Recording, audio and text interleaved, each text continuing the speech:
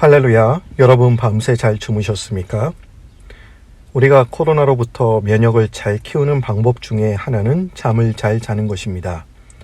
시편 127편 2절의 말씀에 여호와께서 그의 사랑하시는 자에게 잠을 주시는 도다라고 했습니다. 잠을 편안하게 잘 자는 것도 하나님의 은혜인 것 같습니다. 5월 30일 토요일에 하나님께서 주실 말씀을 기대하면서 우리 모두 다 같이 찬송가 302장 내 주 하나님 넓고 큰 은혜는 이라는 찬양을 부르시겠습니다.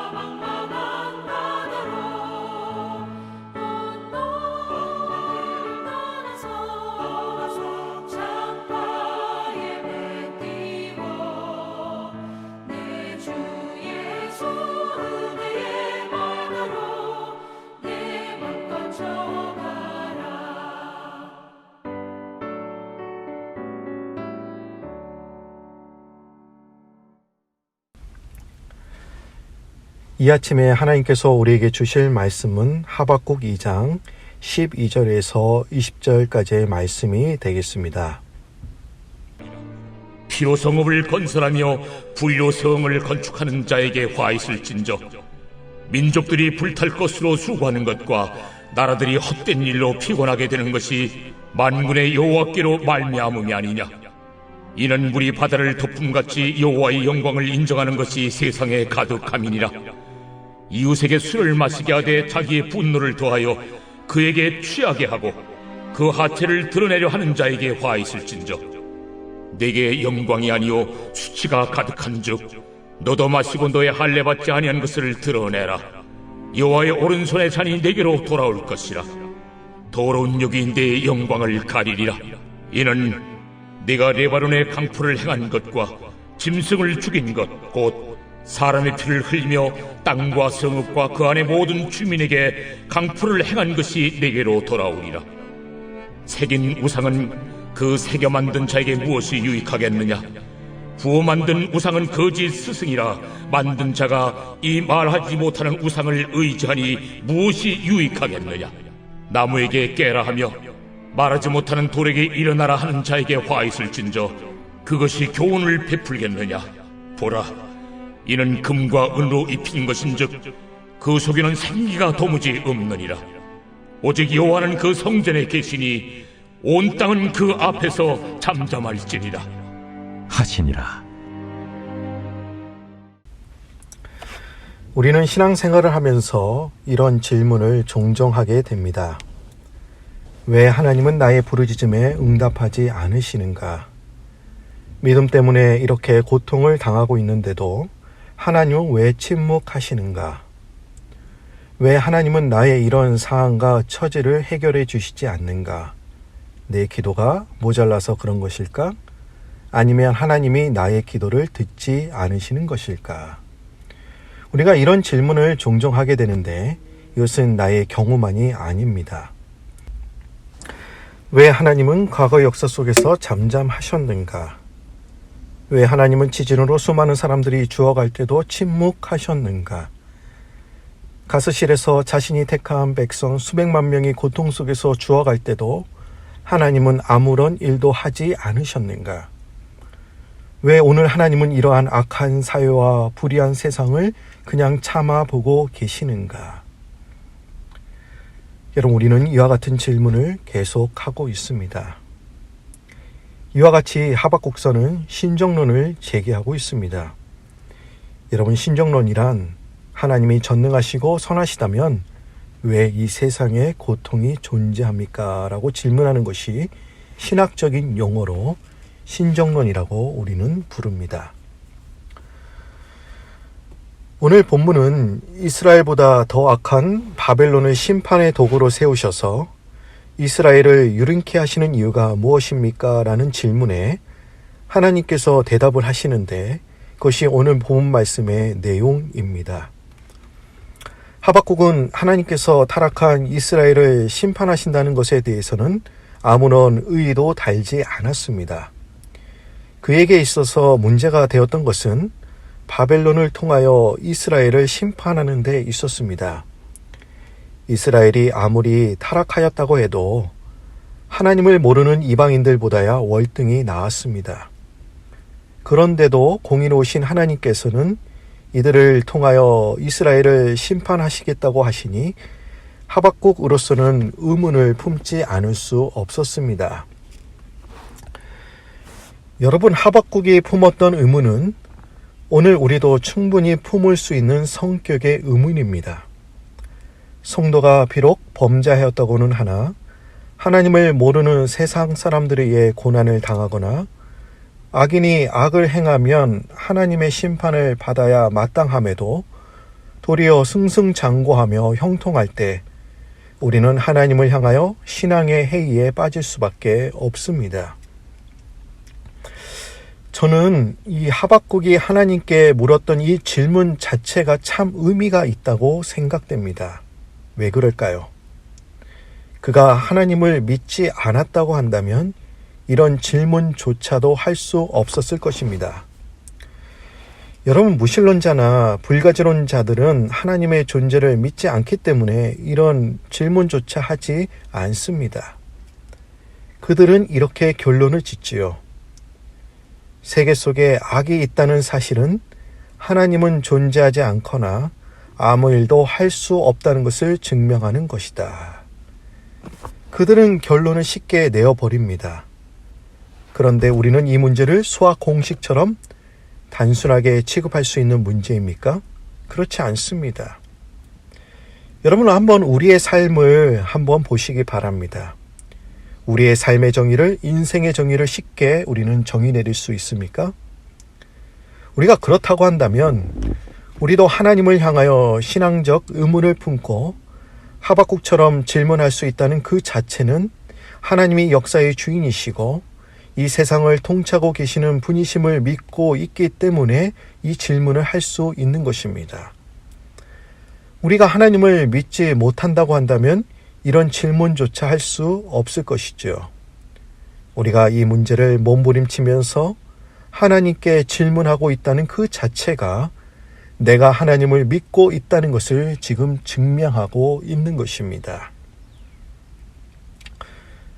우리가 삶에서 어려움을 당할 때 성경은 우리들에게 이렇게 조언해주고 있습니다. 그 문제의 원인을 수학 공식처럼 단순하게 설명하지 말라는 것입니다. 쉬운 방식으로 문제를 설명하려는 시도의 유혹에서 벗어나는 것입니다. 이사야 55장 8절과 9절 말씀을 보시면 이는 내 생각이 너의 생각과 다르며 내 길은 너희의 길과 다름이니라. 이는 하늘이 땅보다 높음같이 내 길은 너희의 길보다 높으며 내 생각은 너희의 생각보다 높음이니라. 이렇게 말해주고 있습니다. 우리는 하나님의 생각과 내 생각이 다를 수 있음을 기억해야 합니다. 고난의 문제를 대할 때 하나님은 어떠한 경우에도 고난의 이유에 대해서 분명한 답을 주고 계시지 않는다는 겁니다. 그래서 성경은 고난에 대해서 신비라고 부르고 있습니다.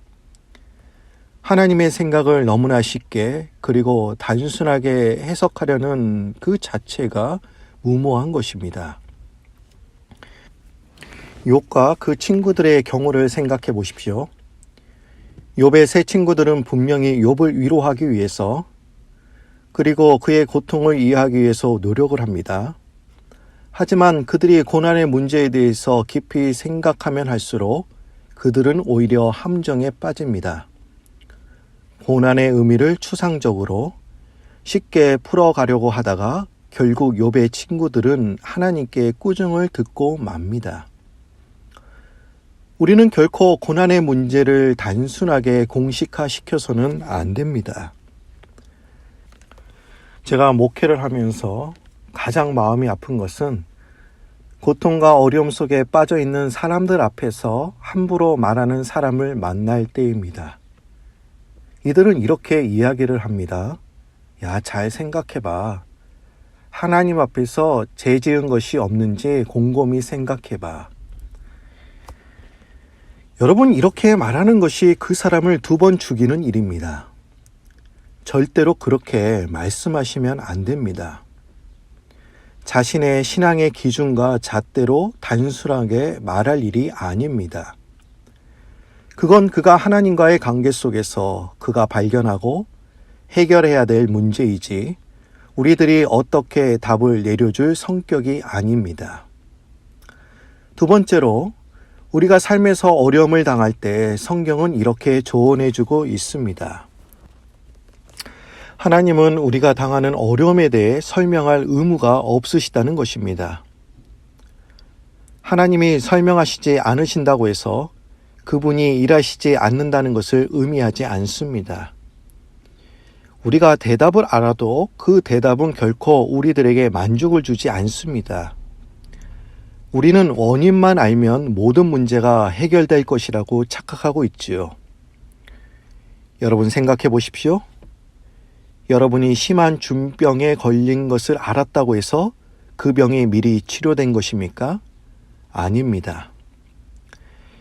이스라엘이 멸망을 당하기 전에 선지자들은 왜 이스라엘이 망해서 바벨론의 포로로 끌려가는지 알고 있었습니다. 선지자들은 알고 있었지만 그들의 고통이 사라졌습니까? 천만의 말씀입니다. 그들의 고통과 절망감은 전혀 사라지지 않았습니다. 여러분, 우리가 믿는 하나님이 어떤 분이십니까? 하나님은 우리의 신음에 응답해 주시는 분이시지 우리의 질문에 답변만 주시는 분이 아니십니다. 기껏 무엇이 문제라고 하는 것의 원인을 가르쳐 주시는 분으로 우리가 하나님을 제한해서는 안 된다는 것입니다. 하나님은 근본적인 우리의 문제를 해결해 주시는 분이십니다. 우리가 지금은 이해하지 못한다 할지라도 나의 삶의 모든 문제를 잘 아시는 그분을 의지하면서 그분께 가장 선한 것을 기대하시는 여러분들이 되시기를 주님의 이름으로 축복합니다. 하나님은 우리의 질문에 설명할 의무가 전혀 없으시지만 우리를 너무나 사랑하셔서 하박국이 제기한 질문에 답을 해주고 계십니다.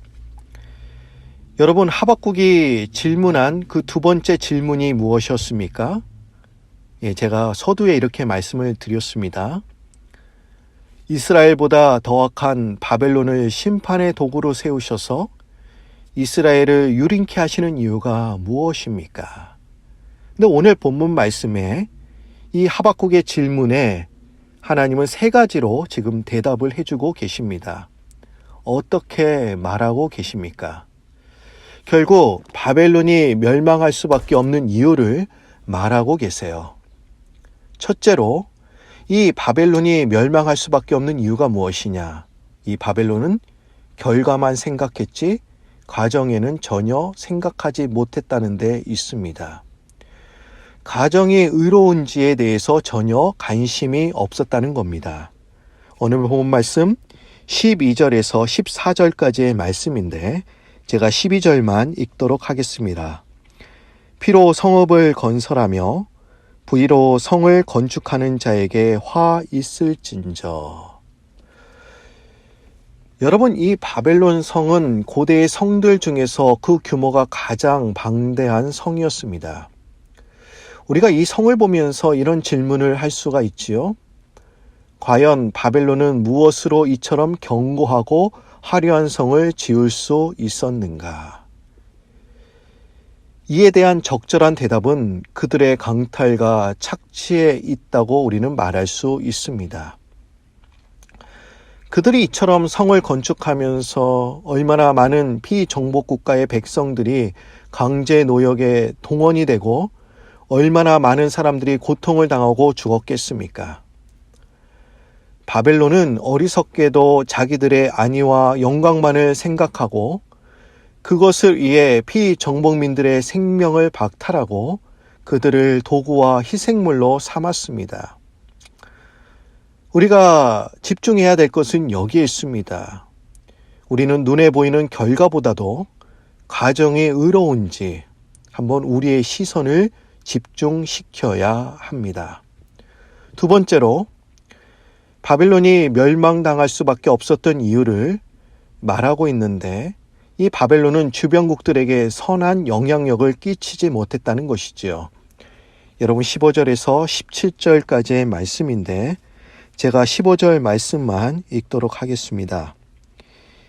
이웃에게 술을 마시게 하되 자기의 분노를 더하여 그에게 취하게 하고 그 하체를 드러내려 하는 자에게 화 있을진저. 여러분, 바벨론은 그 주변국들에게 어떤 일을 저질렀습니까? 자기들보다 약소국에 대하여는 파괴와 압제 등을 일삼았고 주변 이웃 나라들에게 방탕과 타락을 부추겼습니다. 바벨론은 당시 그 통치를 받거나 이웃 나라들에게 두려움의 대상이었지만 동시에 경멸 그리고 저주의 대상이었습니다. 과연 우리는 이웃들에게 어떠한 자로 여김을 받고 있습니까?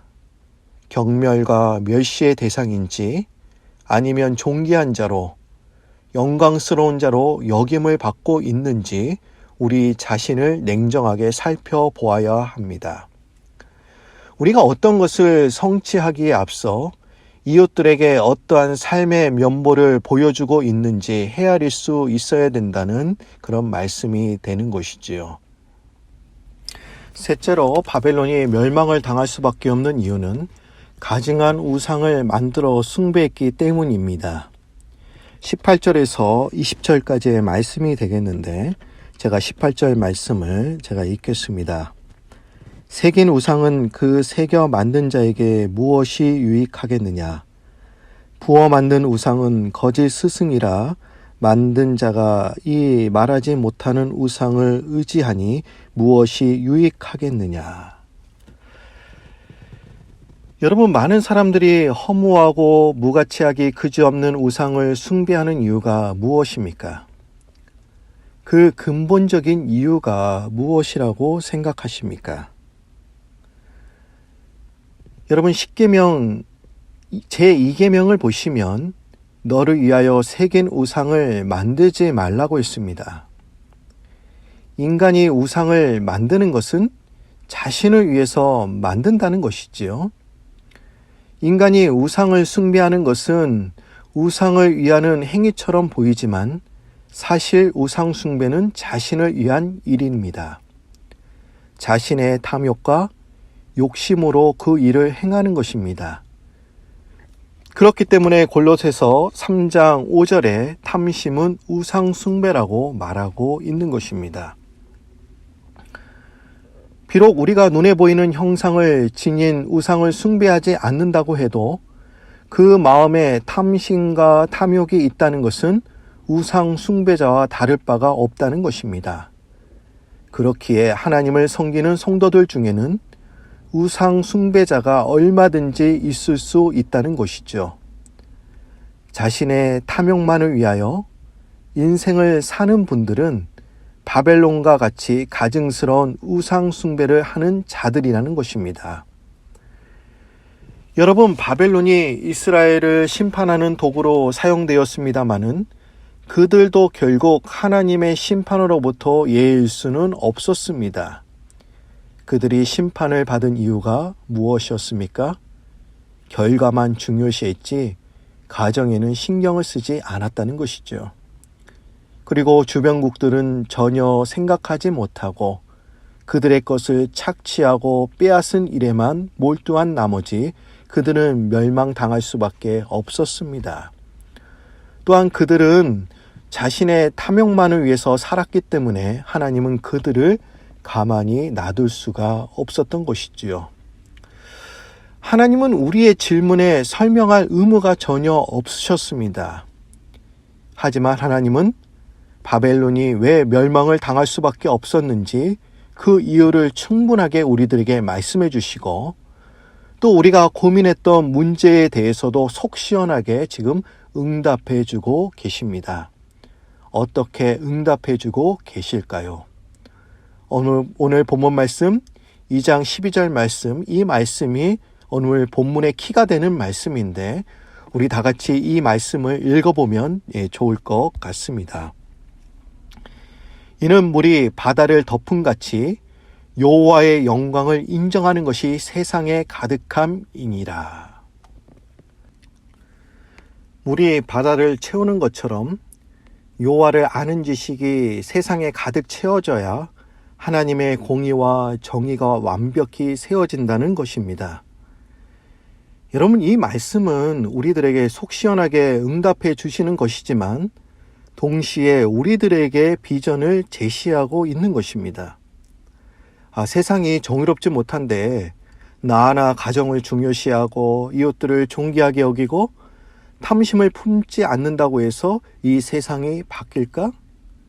그런데 이런 생각을 지금 우리들에게 지금 버리라고 하는 것입니다. 하나님을 여호와로 인정하면서 산다는 것은 결국 우리가 그렇게 살아갈 때 하나님이 정의롭고 공의로운 세상이 반드시 이 땅에 임한다는 것입니다.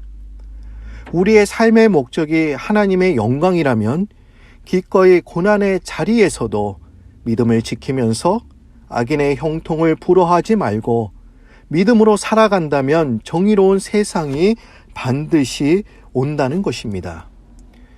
여러분, 삶의 문제에 지쳐 계십니까? 하나님께 응답을 구하지만 응답이 없으십니까?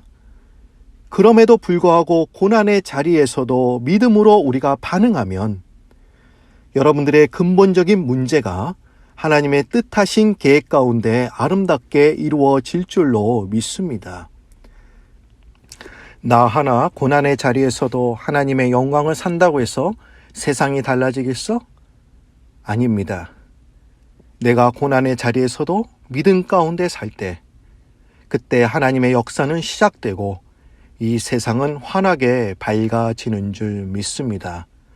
오늘 주신 말씀을 붙잡고 우리 믿음 가운데 오늘 하루도 승리하시는 우리 프라미스 성도님들이 되시기를 주님의 이름으로 축원드립니다. 다 같이 기도드립니다. 하나님 아버지, 오늘 이 아침에도 하나님의 음성을 듣게 하시고 진리의 말씀을 붙잡고 기도하게 하심을 감사합니다. 하나님, 우리의 기도에 왜 침묵하십니까? 악인들의 행포와 압제 속에서도 우리를 왜 건져내지 않으십니까? 우리는 이런 질문을 종종 했었는데 이 질문이 무엇을 의미하는지 알게 해주시니 감사합니다. 우리의 질문이 우리가 주님을 믿고 있다는 그 증거가 되게 해주시니 더욱더 감사합니다. 하나님은 우리의 질문에 대답할 의무가 없으시지만 우리가 고통 가운데 고민한 상황을 지켜만 보고 계시지 않고 대답뿐만 아니라 명쾌하게 응답해 주시니 감사합니다.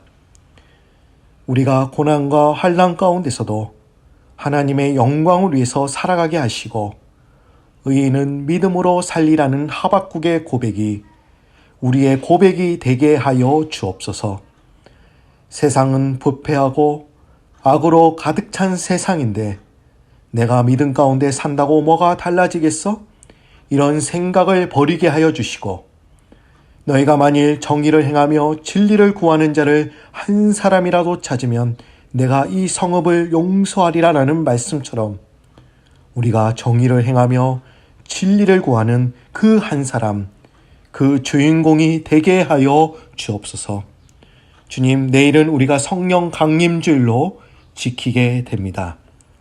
온라인 예배를 통하여 성령의 뜨거운 역사를 체험케 해 주시고 드라이브인 기도회를 통하여 온 성도님들이 차 안에서 교제하며 교회와 이 지역과 이 나라와 또한 코로나 퇴치를 위해 한마음 한뜻으로 기도할 수 있도록 도와주옵소서.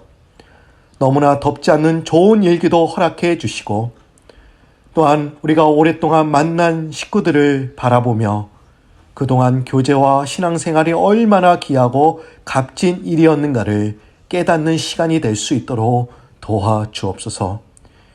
이제 뉴노멀 시대를 맞이할 것입니다. 앞으로의 세상이 어떻게 바뀔지 전혀 우리는 예측할 수 없지만 미래를 미리 통찰할 수 있는 지혜와 능력도 우리들에게 허락하여 주옵소서. 오늘 주신 말씀 감사드리오며 예수님의 이름으로 기도드립니다. 아멘. 하늘에 계신 우리 아버지여, 이름이 거룩히 여김을 받으시오며 나라의 마옵시며 뜻이 하늘에서 이룬 것 같이 땅에서도 이루어지이다. 오늘날 우리에게 일용할 양식을 주옵시고 우리가 우리에게 죄 지은 자를 사하여 준 것 같이 우리 죄를 사하여 주옵시고 우리를 시험에 들게 하지 마옵시고 다만 악에서 구하옵소서. 대개 나라와 권세와 영광이 아버지께 영원히 있사옵나이다. 아멘. 오늘 주신 말씀을 붙잡고 우리 다 같이 주여 세 번 부르시면서 기도하며 나아갑니다. 주여, 주여, 주여.